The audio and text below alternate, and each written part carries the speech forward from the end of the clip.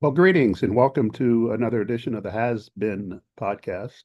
I'm your resident has been for the last several years because I am a has been and I'm proud of it. I need a Hawaiian shirt that says has been, have has been characters on it. I have a brand new shirt here, martinis and mojitos and everything. Well, anyway, bring coming to you on Monday, August 10th. From our outdoor studios in front of a live studio audience of one. That would be our cat who sits and watches and who sits in the audience and watches me record this thing. That's somehow called a podcast. Not sure how that name got started, but here we are. Lots to dissect, lots to talk about, I think. First of all, Purdue has a new athletic director. I assume you already know that. And I assume you already know the faux pas that he had during the press conference. Not a huge deal, but a big enough deal um, because it lacked a little bit of awareness.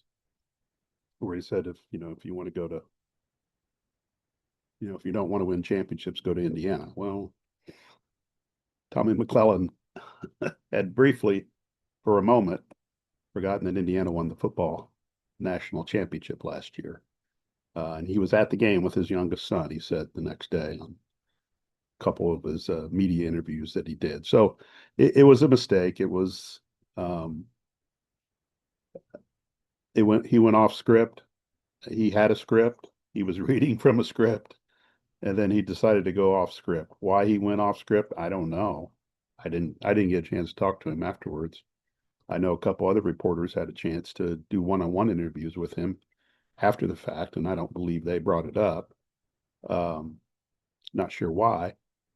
Uh, but it's just one of those moments where whether he was trying to excite the fan base, trying to show that he belongs, who knows?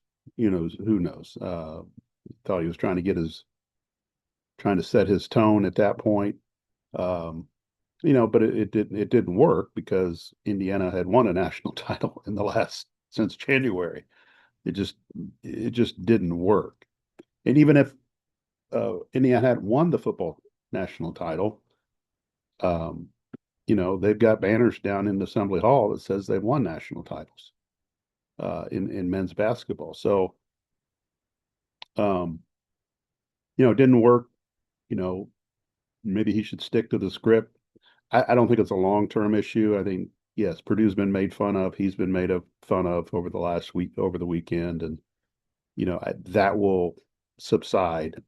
Um, and then it'll be brought up again when Purdue plays Indiana in football around Thanksgiving, and then it'll be brought up again when Purdue plays basketball um, twice during the regular season. So, um, yeah, it was in the big picture. It's harmless. It doesn't really mean anything because he'll be judged on basically how much revenue he can generate outside of fundraising for the athletic department. That was kind of the number one goal of hiring him.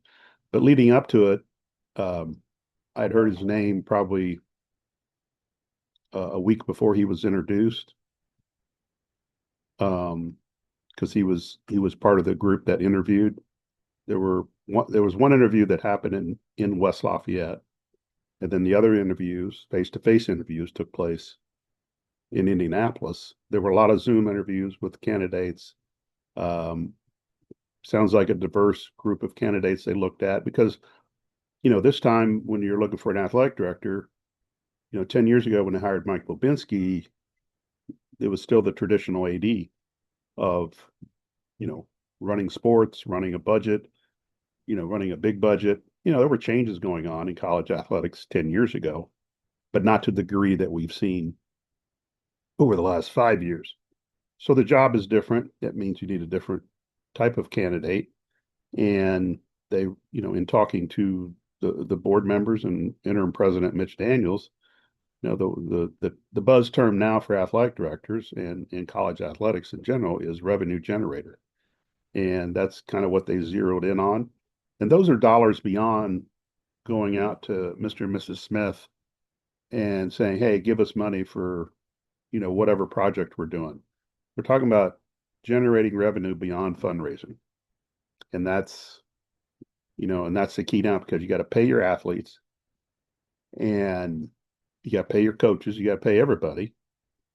And there's just not room in a lot of budgets for this. And we use Purdue as an example because we know Purdue, we know what their budget is. The last fiscal year that we have a record of, it's $150 million.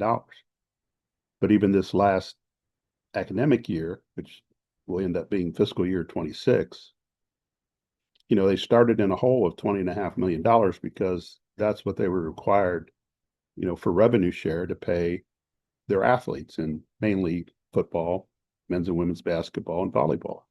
And there was some money left over for the other sports. So the athletic department started in a $20.5 million hole, which the university has agreed for 3 years to backfill that at the end of every fiscal year.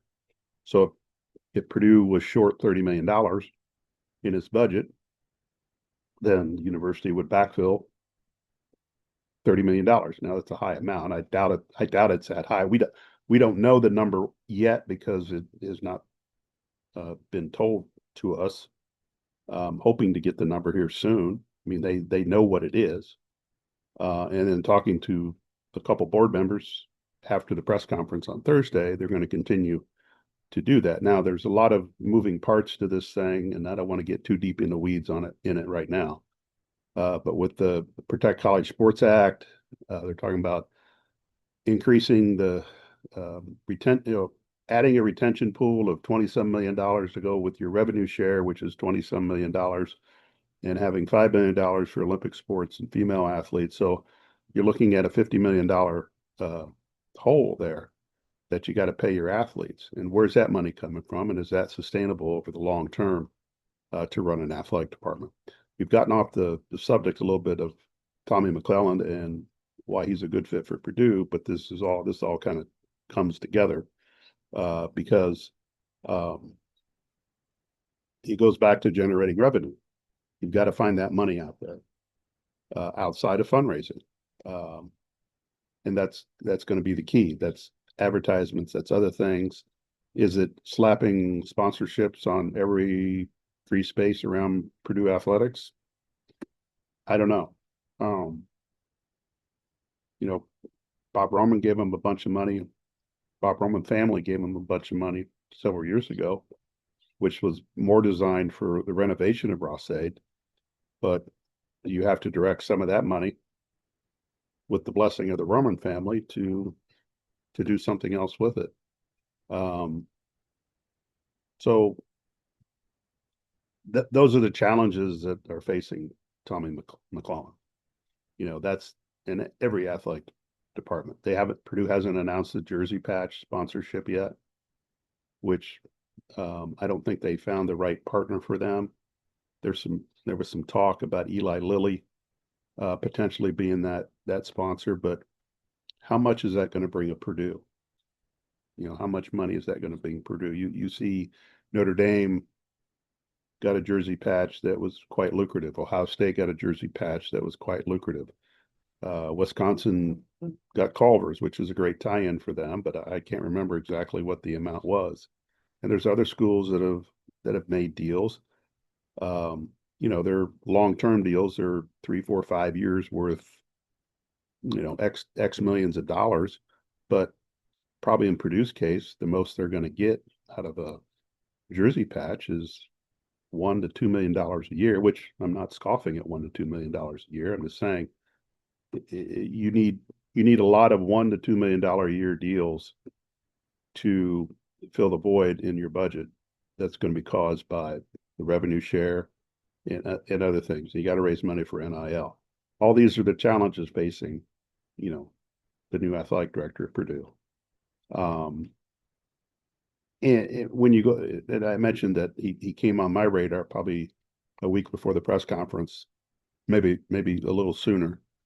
And then the things I heard about him, the IU comment was kind of out of character. It's just not who he is. He's not a hot take guy. He's not a a guy looking to make a splash. Again, it was just off the cuff and it happened. And he'll have to live in, or as Matt Painter always says, you got to sit in it. Like when Purdue got beat by the 16 seed FDU, they had to sit in it for a year. When Purdue got beat by, who's the team that beat them in Philadelphia? God, escape. Oh, St. Peter's. Had to sit in it. Purdue got upset. Purdue's been upset in the tournament several times, and Matt Painter was quick to tell you got to sit in it for a year. You got to sit in it, and Tommy's going to have to sit in it for a while. And but I do think it's out of character for him. I don't think we'll see that again. If he's going to have a script, he needs to stick to it. Maybe ad-libbing's not his thing, but he handled it with. The next day, he was on the Pat McAfee show. He was on a radio show in Indy. He handled it with humor and humility, and he knew what he did, and it was good that he got out the next day and explained himself and all that. But again, Purdue's going to get mocked. Purdue has been mocked, but I think all that's kind of dying down a little bit, and it'll be brought up again when Purdue plays IU in football. But on the surface, it's a good hire because of what the board and Mitch Daniels was looking for. Revenue generators, not something that you thought about 10 years ago. It was just kind of lumped into what you did.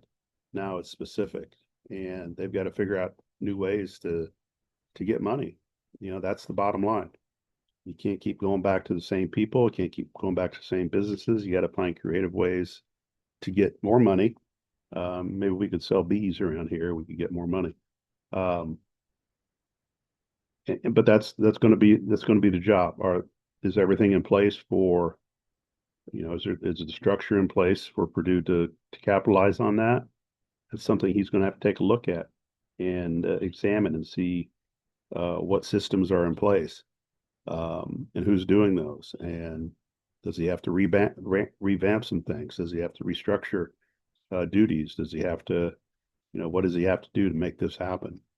And it's not something that happens overnight. But the one thing that will cure or help would be winning. You had a winning football team.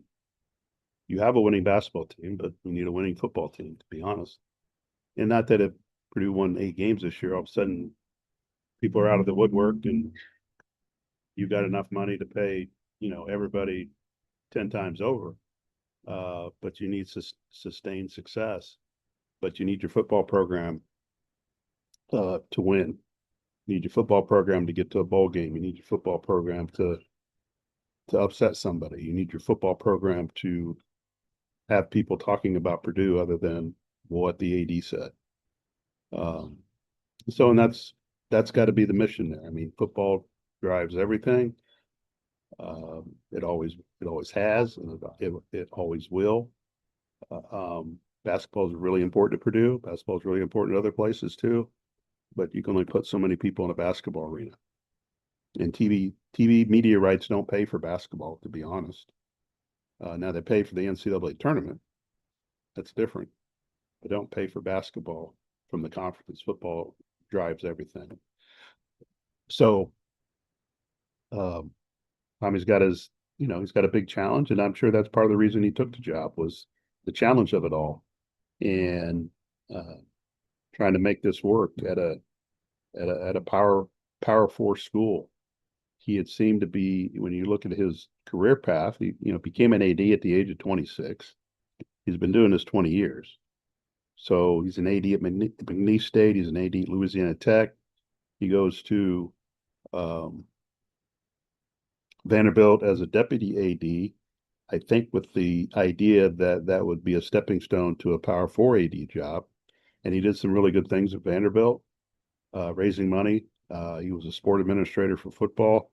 So he's been at a place where football was not good, and he brought him up. Not all on him, but he did a lot of good things there to put that football program in a position to succeed.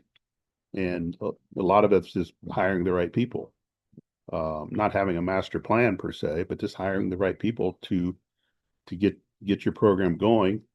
And then he, over time, you've seen, if you look at his resume close enough, he's done a good job of getting funding for projects. At Vanderbilt, renovating the athletic facilities, in particular the football stadium. At Rice, he was in the middle, or at some point in the process of revamping their stadium, creating some sort of entertainment village that connects the campus with the football stadium, so on and so forth. Um, so he seems to know what he's doing in that area. And just to branch off a little bit, I know over the years that people at Purdue have talked about an entertainment type village close to Rossade, probably the Hilltop Apartments land. Yeah, I do know in a master plan many years ago, because Purdue used to do like a 25-year master plan, like every 5 years. I do know one master plan had the the basketball arena moving from its current location to Hilltop. That was one master plan. It's not going to happen, not right now at least. So, but businesses and universities do this stuff all the time, where you do long range planning as far as what how do you see the future? You have to do that on a campus because of the footprint that it that it has. Um, but with the entertainment village, I know it's something that Purdue people have talked about over the years, and I've been told that they have some plans just sitting there. Now, how outdated are they? Do they, all that kind of stuff. But it'll be curious over time if Tommy um, tries to move forward with something like that. He's got other things to worry about right now, but that could be something if he's like other Purdue athletic directors. You're here for a decade, 2 decades. You're here for a while, and maybe that's something that he jumpstarts down the line, because that seems to be the trend that's happening in college athletics, is creating some sort of village entertainment center next to your facilities, football, basketball, um, whether it be hotels, restaurants, whatever, shops, where people come in for a football weekend and they're staying right there for 3 or 4 nights, and you're getting their money, and they're driving the economy, they're driving your campus revenue. Same with basketball. You got people coming in for a couple nights, um, stay there. They partake in the activities around there. Um, but it's something that's happening. I think Tennessee's looking at it right now. There's some other schools. I've heard even smaller schools, like in the state of Indiana, like Division III schools or NAI schools, or even looking at doing something on a smaller scale around their campuses to kind of build that up. So everybody's looking for revenue, but again, on the surface, you know, I knew some of the other candidates involved, and you don't know for sure, um, what their message was and all that kind of stuff. Um, you know, Tommy's young enough, but old enough from an experience standpoint, to be ready to you know, take on this challenge. According to the board people, he was, uh, they're always going to say it's the first choice, but according to the board people, he seemed eager to want this job and get into it. And personality wise, culture wise, does he fit? Only time will tell on that. He needs to get out in front of donors. He needs to get out in front of the public. He needs to get out in the community. He needs to get out on campus to figure all that out. But it is a new era. Mike Levinsky served the department well, other than the Ryan Walters hire. And that, it's going to haunt him. I guess the question is, what will be more haunting to an individual? The Ryan Walters hire for Mike Bobinski, or Tommy McClellan's IU comment? Which one will define their legacy more? It's a good question, I think. I don't have the answer right now, but it's a good question. You chew on that for a while. Let me know. What else is going on, you ask? Well, football's in training camp or fall camp, not really training camp because they've done training, trying to execute. And on this day, Monday, Drew Brees stopped by football practice on his way back from Canton, Ohio, where he was enshrined into the Pro Football Hall of Fame. Gave a pretty good speech over the weekend. Um, Purdue, Drew is one of the guys that has never forgotten about Purdue, never, and he shouldn't, to be honest. Purdue, Joe Tiller, uh, gave him an opportunity, as we look back on it today, of a lifetime. At the time, maybe it's not the opportunity of a lifetime, but it's an opportunity. And, he had busted up his knee in high school. Schools had stopped kind of recruiting him. He was kind of left just kind of hanging out there. Joe Tiller and his staff saw something, brought him up. Still he had to earn his way onto the field, and it was the perfect storm of the right quarterback with the right talent in the right system, and it thrived. It took off, and even in the pro world, he had some injuries. He had teams that didn't that wanted to give up on him. He found the right organization in New Orleans that was willing to go with him, and at the right time with the Katrina situation, the hurricane. Um, it just a lot of his success, and life is about timing in a lot of different ways. Um, but when you look at his path all the way, from high school, he has a knee injury to he gets to Purdue. Purdue takes the chance on him. Um, then he goes, then he's drafted and he goes to the pros and he gets hurt and he needs a team and he needs somebody to believe in him. Sean Payton's that guy at New Orleans. Perfect situation. Coming off the hurricane, he becomes the face of the city. They win the Super Bowl. He throws for a gajillion yards. He's in the Hall of Fame. Now he's doing TV games on Fox. But he keeps coming back to Purdue, and I think that's a big deal. It's a big deal for Purdue people to see that. I think it's a big deal for other people to see that too. Of how you should never forget your roots there. For him to come from Canton, I think he went from Canton to Indianapolis and he drove up to Purdue this morning. And to take time out because he just spent a long weekend in Canton, Ohio. It was a great weekend for him, but you would think, okay, he's in a rush to get home. But no, he'll take some time out Monday, come up. He spoke to the team, hung out with Barry Odom and the staff. So he's done.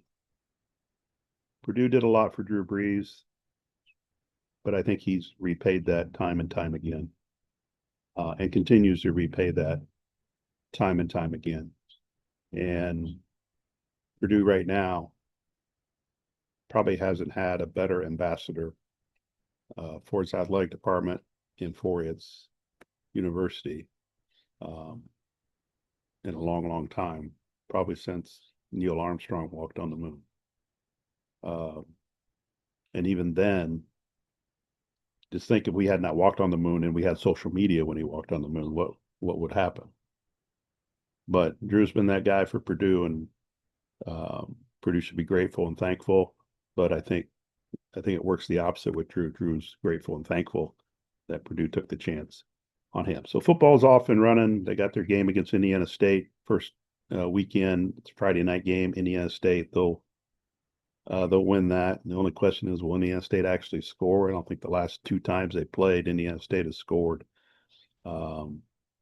Brady Allen's the quarterback at Indiana State. Remember him from a long time ago. He committed to Purdue, signed with Purdue under Jeff Brom. It's hard to believe that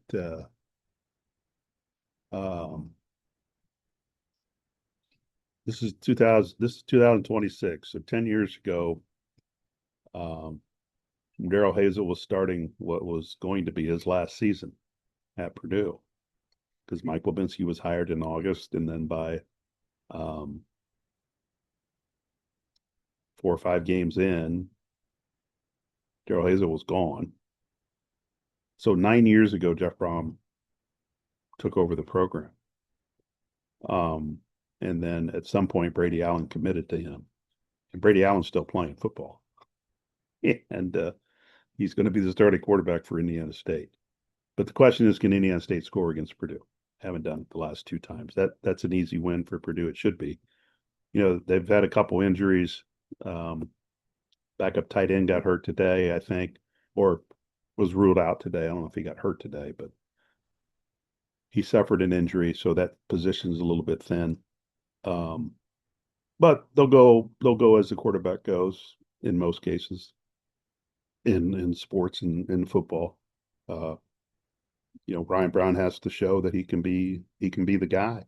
He needs some help from the receivers. He needs some help from the line. He needs some help from the running game.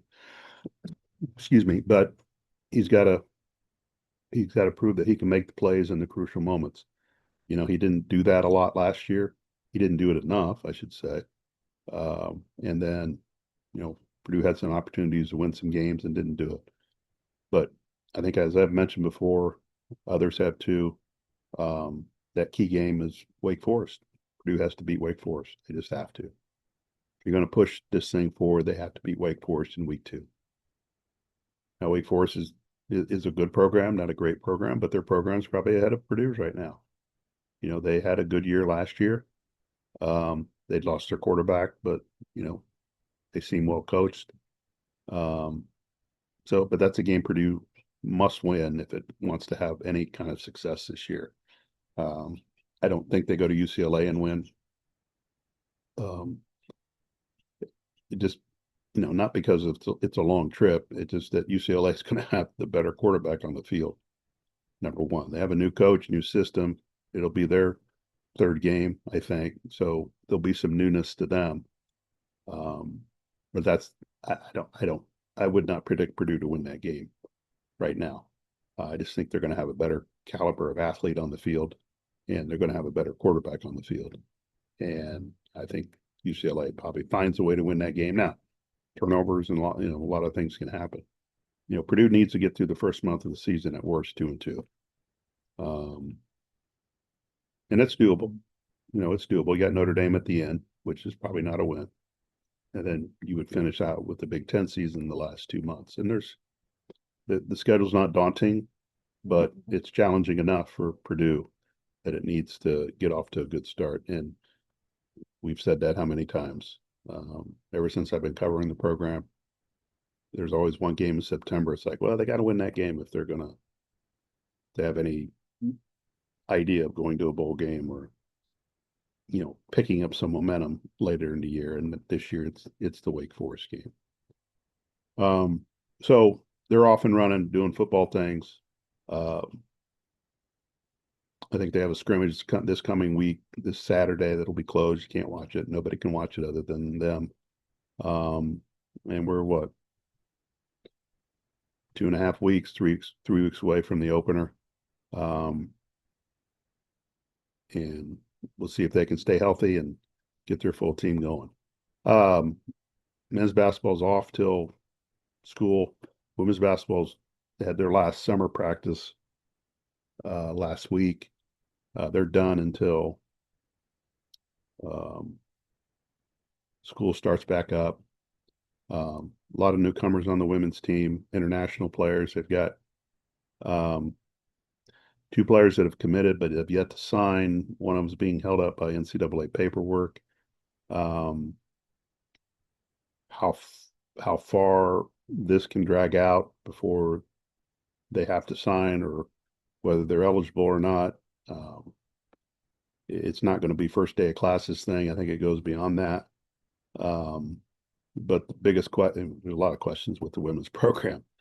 But the on the court question is who's the point guard or point guards. Right now it's two transfers, uh, Kendall Hunter from Houston, and then Asia Proctor from North Texas. They're kind of working, uh, sharing that position right now.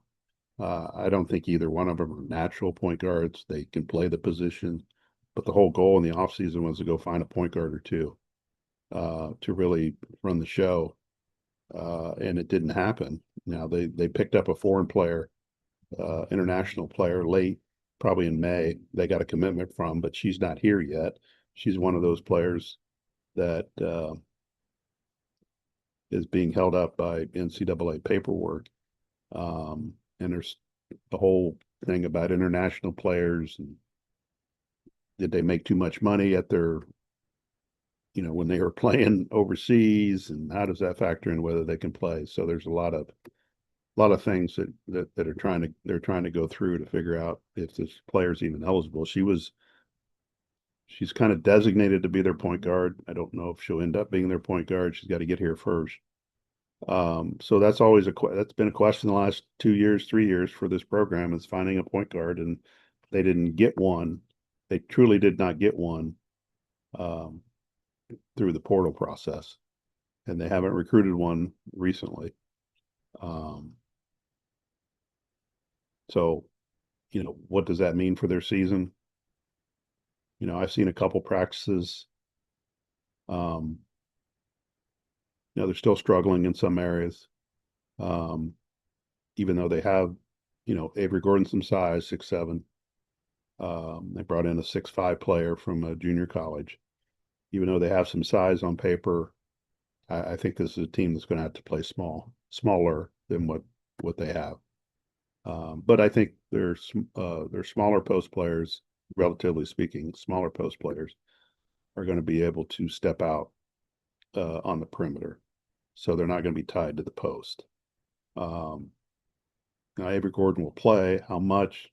It just depends. You know, how much of a factor she can be defensively. Are things slowing down for her?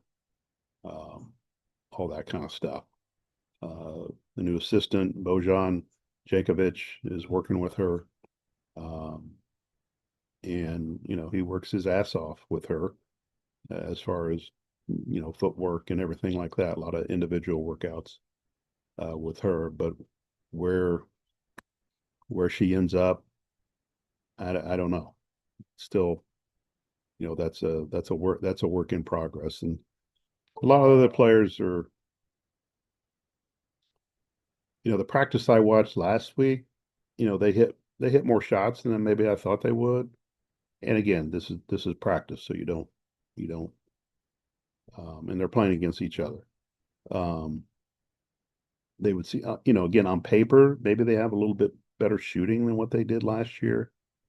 But we'll see, how much, they do have, the nation's fifth leading scorer from last year, Hannah Wickstrom, came from UC Riverside. She put up a lot of points for her team. She took a lot of shots. She put up a lot of points. How much does that 23.5 points translate to the Big Ten? Don't know. How much do these international players and what they did overseas, how much does that translate when you play a Big Ten team? I don't know. They got an incoming freshman from Israel. Maya, we can't even pronounce her last name. Starts with a Z, and it would blow Wheel of Fortune out of the water. It would probably cost you $10,000 to buy a vowel. But she's played in two summer tournaments, FIBA tournaments, national or world tournaments, U20, 20 and under, and U18, and did well. She averaged, 13, 14 points in these tournaments. Israel just won the U18. Now the U20 is kind of like the varsity tournament of these things, and Israel got second. They got beat by France in the title game, and Israel's not a powerhouse in world women's basketball. I mean, they're not. They're just not. They're not bad. They're just not a powerhouse. So for them to get to the title game in U20 is a nice accomplishment for their program. But U18's more, just kind of a step or two below. Not because of the age, but it just is. and Israel won all 7 games, and Maya was named the MVP. Um, she averaged 17 points, probably 5, 6 rebounds, 3.5 assists. Uh, shot under 40%. Um, she took 84 threes in 14 games in these 2 tournaments, shot under 30%. Uh, those numbers would have to improve. But how much of what she did in these international tournaments is going to translate to the Big Ten when they play Big Ten competition, or just play when they play in their non-conference games? Um, how much of that will translate? So she's one to watch to see how she plays out. Now they had a player from Israel last year, uh, Hila Karsh, got off to a good start, but then kind of disappeared throughout the rest of the year. They're different kinds of players. Maya's probably more of a small forward, power forward. Hila was a kind of a guard, a shooting guard type of player. So they're different players, different stages of development. But just based on what Maya has done in her tournaments and how she's played in her career for Israel, um, there's some hope and some promise there that some of that can translate to when she gets to Purdue. Um, but it's going to be a tough year for them again. I mean, they're going to have to overachieve. The non-conference schedule is going to be set up for them to win games. They play 2. The schedule officially is not out yet, but they're going to play 2 Power 4 teams, Florida State and Texas Tech, down in Orlando. Now that part's out. But those are only 2 Power 4 teams that they're going to play. Everybody else is a non-Power 4. I think they have 9 home games in the non-conference. They go to Dayton. So the schedule is set up for them to win games, and they have to win games. But it was set up for them last year to win games, and they stubbed their toe at Central Michigan, um, and they can't afford that. Of the of all the games they're going to play, um, which is what I think 12, 12 or 13, 12 non-conference games. I mean, ideally, you split the ones in Orlando, Texas Tech and Florida State. You split those 2 games, but then you got to win every other game. Really, to be honest about it, I mean, you have to go win those games. You can't slip up at home. You can't slip ups against the IU Indies. I mean, they're playing Central Michigan, I know for sure. There's probably another directional Michigan team in there. Well, there might be 2 more in there for all I know. But you go into Dayton, that's a game you got to win. Um, they added a game here late. That's why the schedule hadn't been out. There was talk it might be a Power 4 team, but no, it's not a Power 4 team.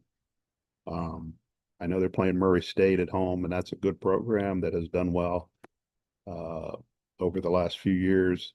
That will not be an easy game for Purdue. But, and then the question probably comes up, it should come up, is how will the new AD evaluate the women's basketball program?